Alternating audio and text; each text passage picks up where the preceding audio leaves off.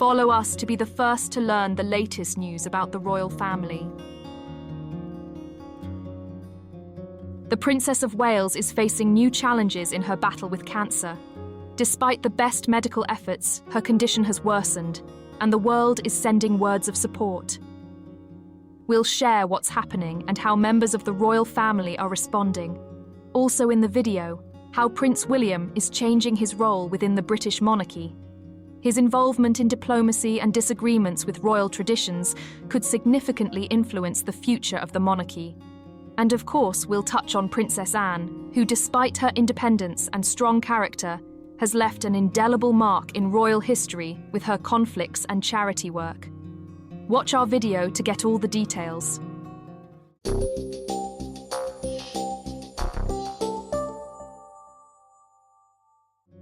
Reports have emerged that the health of the Princess of Wales has unexpectedly worsened, despite an initially positive response to treatment. It is noted that her recovery has been complicated, but she is still receiving the best care. The lack of specific details has sparked a wave of speculation. Is this merely a minor complication, or is it a more serious issue? Insiders claim that the princess is experiencing extreme fatigue, bouts of illness and energy loss, which has led her to cancel several public engagements.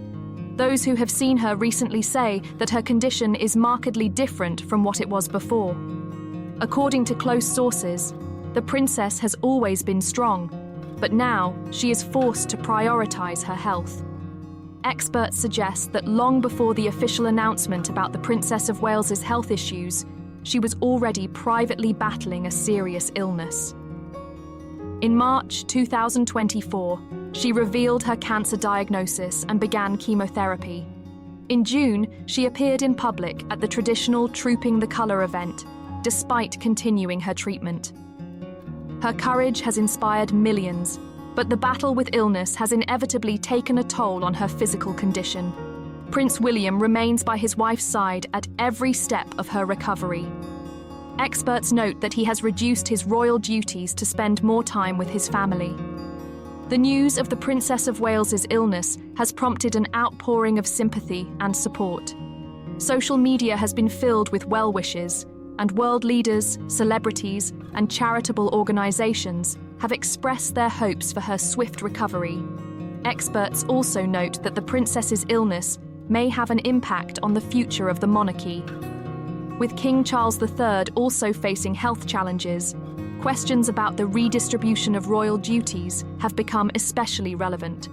The possibility of transferring some of the princess's responsibilities to other family members, such as Queen Camilla, Princess Anne, and the Duchess of Edinburgh, is being discussed. However, her unique ability to connect with people remains irreplaceable. As the world watches her condition, experts are asking, will the Princess of Wales return to her previous pace of life? Will her duties be adjusted to accommodate a gentler schedule? There are no clear answers yet, but one thing is certain. She is supported by millions, and her family is doing everything possible to help her recover.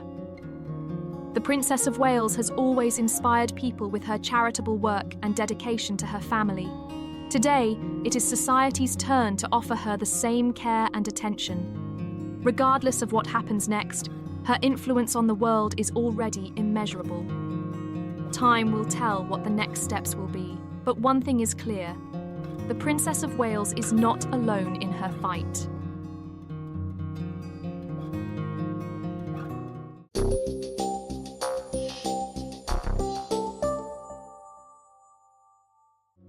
Lately, Prince William has increasingly found himself in the spotlight, not only as the heir to the throne, but also as a figure shaping the new image of the British monarchy.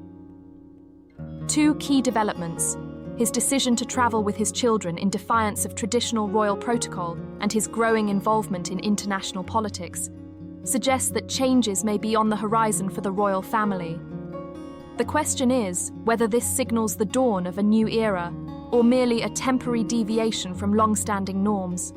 A recent trip taken by Prince William and Princess Catherine with their children, Prince George, Princess Charlotte, and Prince Louis, sparked considerable discussion. According to royal tradition, Close heirs to the throne are not supposed to travel on the same plane to ensure the stability of the line of succession in the event of a tragedy. However, as royal experts have noted, this rule has become more flexible in recent years, particularly in light of modern safety standards and evolving views on family values within the monarchy. Some analysts believe that Prince William's decision was not merely a matter of convenience, but a deliberate attempt to bring the monarchy closer to the people. In recent years, the royal family has increasingly sought to highlight its human side and family closeness, and abandoning outdated traditions may be part of that effort. However, conservative royalists worry that such changes could undermine the historical significance of protocols that have long served as a safeguard for the stability of the British crown. At the same time, William continues to strengthen his position as an international representative of the British monarchy. His visit to Paris for the reopening ceremony of Notre Dame, where he stood in for his father, King Charles III, was a landmark event. It not only underscored his growing role in diplomacy, but also confirmed that he is already shouldering significant monarchical responsibilities. His upcoming visit to the United States could be a pivotal moment in UK-US relations. Given Donald Trump's victory in the presidential election, the significance of this visit is even greater. Known for his diplomatic approach, Prince William will need to navigate a new framework for relations between the two nations. This presents a challenge not only for him personally, but for the entire royal family, which must strike a balance between traditional restraint and the need to respond to modern political realities. It is evident that Prince William is fully aware of his future role and is gradually assuming more responsibilities.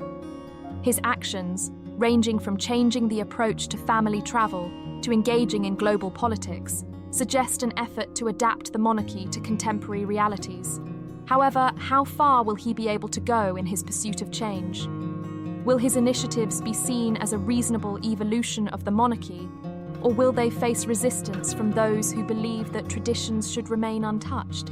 Prince William is undoubtedly shaping a new style of leadership, and in the coming years, his decisions could prove to be defining for the future of the British crown. The real question is whether he can strike the right balance between innovation and respect for the monarchy's centuries-old legacy.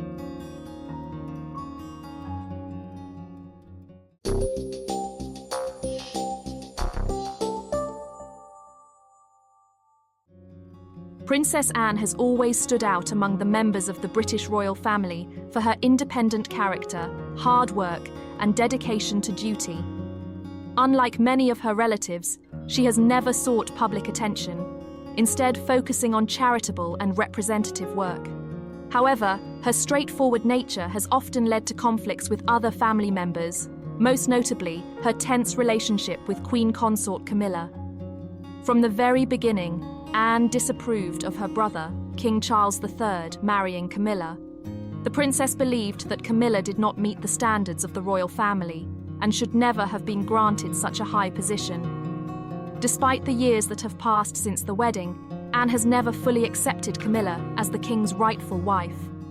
Although their relationship has somewhat softened over time, a full reconciliation has never occurred. Tensions have also arisen with other relatives. Anne was among the first to criticize Meghan Markle, believing that she did not take royal duties seriously. She also disapproved of Princess Diana's lifestyle, considering her too focused on public opinion and media attention. Anne had similar reservations about Sarah Ferguson, whose behavior she found inappropriate.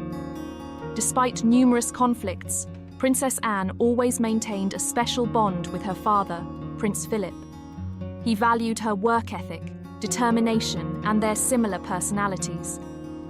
She also had a deep respect and loyalty toward Queen Elizabeth II, even though she never sought the throne herself. Her relationship with her aunt, Princess Margaret, was more complicated. Known for her restraint and discipline, Anne did not share Margaret's love of luxury and public life. Their differing views on the role of the monarchy in the modern world prevented them from being close.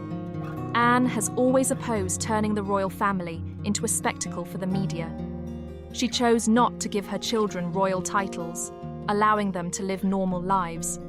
Her reputation as an honest, hard-working, and principled individual earned her respect even from those with whom she had disagreements.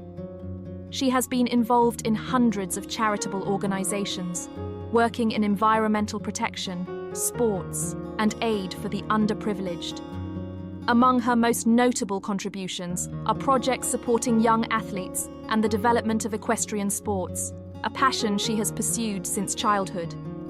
Anne has also been actively engaged in international visits, representing the United Kingdom on the global stage.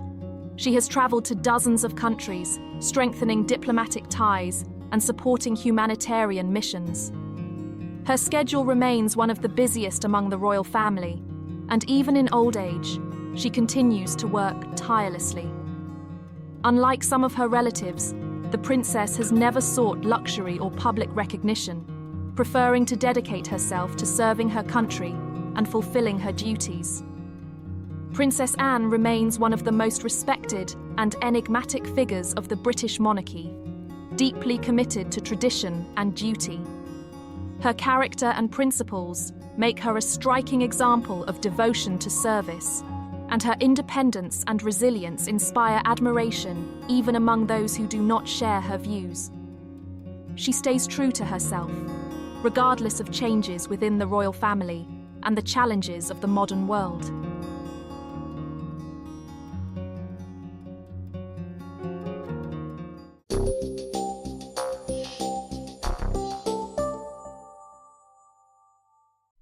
Royal rules for pregnant princesses, with added context, historical facts, and more depth to make it engaging and informative. Royal rules for pregnant princesses, the shocking protocols. They must follow. When a royal princess becomes pregnant, her life is immediately placed under a microscope. But what most people don't realise is just how many bizarre and incredibly strict rules she's expected to follow. These are not just traditions. They are official royal protocols, many of which date back centuries. 1. The baby's gender is top secret, even from the mother. In most families, parents excitedly find out the baby's gender during a routine ultrasound, not in the royal family. Revealing the gender of a future royal baby before birth is considered a serious breach of protocol, and in cases where the child is a direct heir to the throne, this information is classified as a state secret. There have even been instances where the pregnant royal herself wasn't officially informed of her baby's gender, just to minimize the risk of leaks.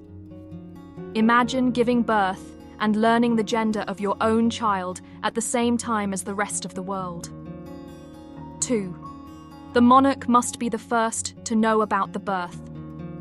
In regular families, the first person a woman might call after giving birth is her partner, her mother, or her closest friend. For royal mothers, that's not allowed. The reigning monarch, whether it's the king or queen, must be the very first person to be officially informed of the birth before anyone else. This rule dates back to a time when royal births were considered national events, not private family moments. Even modern royals like Princess Diana and Kate Middleton were bound by this rule. 3. Royal mothers don't choose their own doctors. Most expectant mothers carefully select their obstetrician based on personal preference, trust, and experience. Royal mothers do not have that freedom. Instead, they are assigned a medical team approved directly by the palace. These doctors are not just experts in maternity care, they are also thoroughly vetted to ensure they can handle the unique pressures and protocols of a royal birth. Historically, this team included the surgeon-gynecologist to the royal household, a role first created during Queen Victoria's reign. During the births of Prince George, Princess Charlotte, and Prince Louis, Kate Middleton was cared for by a highly controlled, pre-approved team of specialists. 4. A public appearance, just hours after giving birth. While most women are given time to rest and recover in the hospital after childbirth, royal mothers are expected to do something almost unimaginable.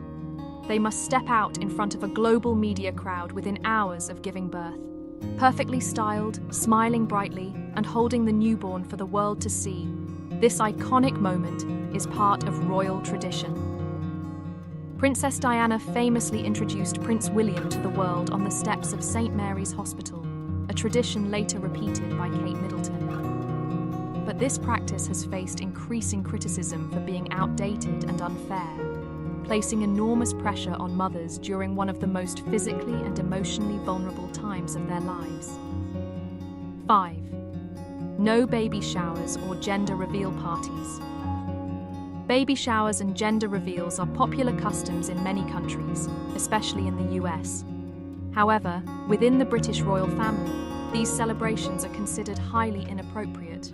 They are viewed as too flashy and too commercial, out of step with the royal ethos of modesty and discretion. However, this rule was famously broken by Meghan Markle, who hosted a lavish baby shower in New York City before Archie's birth. The event, attended by A-list celebrities, caused a minor scandal and reportedly upset senior royals, who felt it was an unnecessary display of wealth and attention-seeking. 6. Historical traditions. From witnesses at birth to baptism protocols. In the past, royal births were even more controlled. Up until the 20th century, it was customary for senior political figures to be physically present in the delivery room, to verify that a future monarch was indeed born to the Queen. This practice was abandoned after Queen Elizabeth II's birth in 1926, but it highlights how tightly controlled these moments were. After the birth, the royal baby must also follow a very specific baptism process. They are typically christened in a replica of the historic Honiton lace gown, first worn by Queen Victoria's daughter in 1841. The water used for the baptism is not ordinary tap water. It is holy water brought specially from the River Jordan.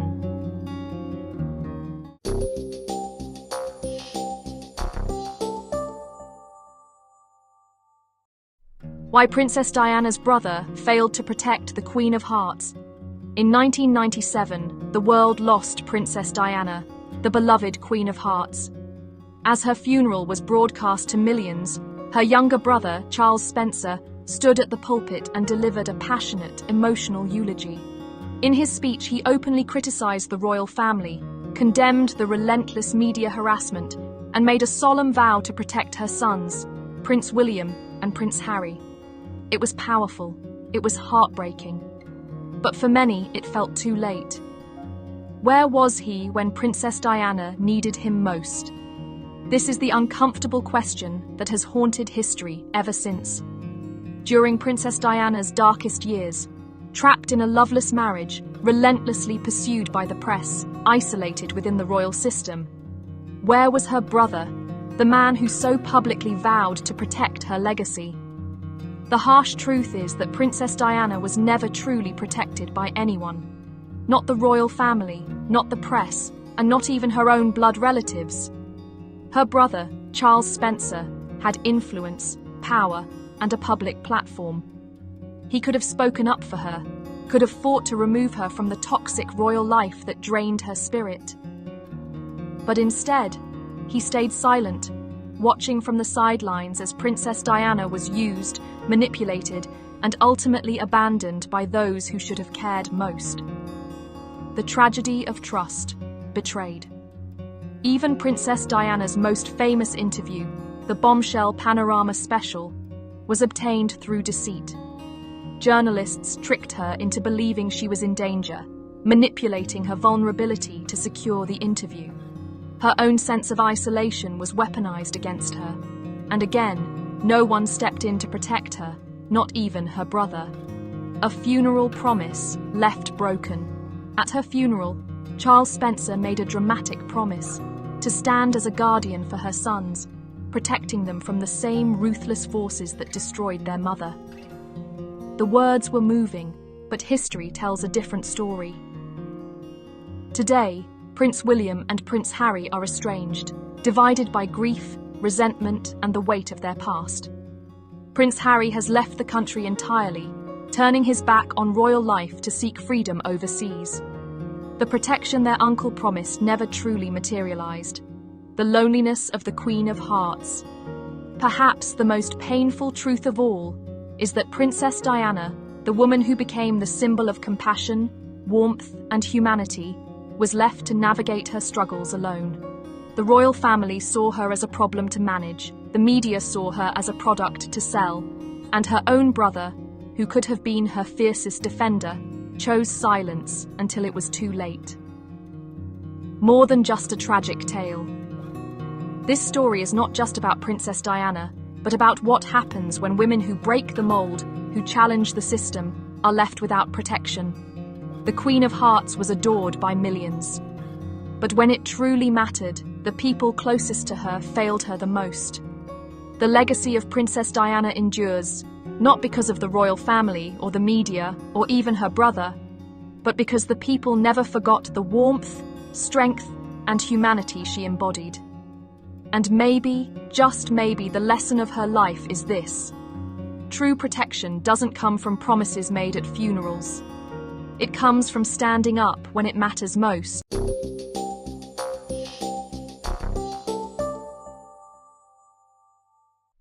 True love or royal performance? Comparing Harry and Meghan to William and Princess Catherine. For years, fans of the Duke and Duchess of Sussex have insisted that Prince Harry and Meghan Markle represent true love, while Prince William and Princess Catherine are merely performing their royal duties.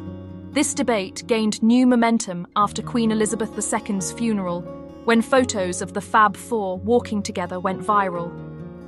In the now famous images, Prince Harry is seen holding Meghan's hand, guiding her closely as they walk. In contrast, Prince William maintains a formal distance from Princess Catherine, standing several steps apart, in line with traditional royal protocol. For many Sussex supporters, this simple gesture, hand-holding, became proof that Harry and Meghan are soulmates, while William and Catherine are trapped in a cold, duty-bound marriage. But is it really that simple? Public affection, sign of love or control? Meghan and Harry are known for their constant physical closeness. Meghan often places her hand on Harry's back, holds his hand tightly, or links arms with him during public appearances.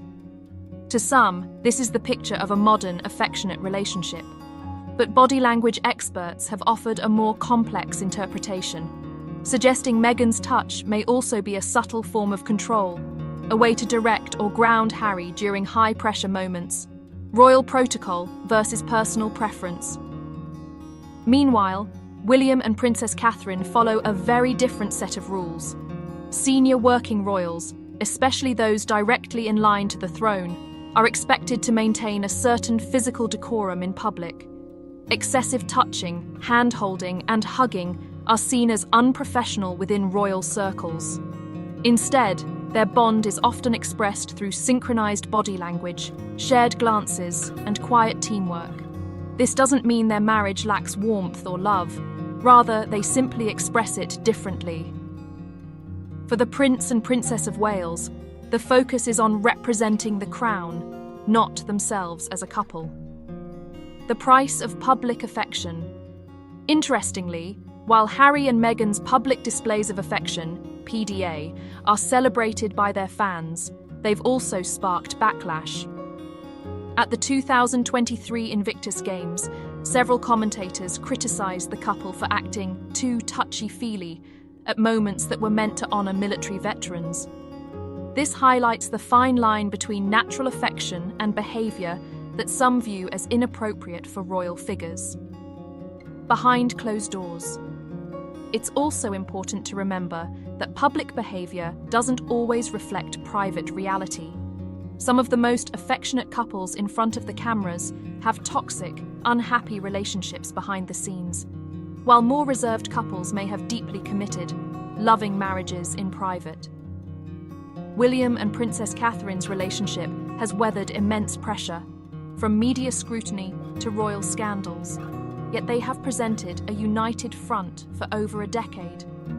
Their bond appears to be built on shared purpose, mutual respect, and a strong sense of duty. Harry and Meghan, on the other hand, have embraced a more personal, emotionally open style. But this has also exposed them to intense criticism, accusations of oversharing, and relentless tabloid attacks. Love versus role. Can both be true? Ultimately, the idea that Harry and Meghan's affection equals true love, and William and Catherine's restraint equals a loveless performance, is a false choice. Love can look very different in different relationships. The Sussexes have chosen to reject many royal traditions, including formal public behaviour, in favour of a more demonstrative, American-style romance.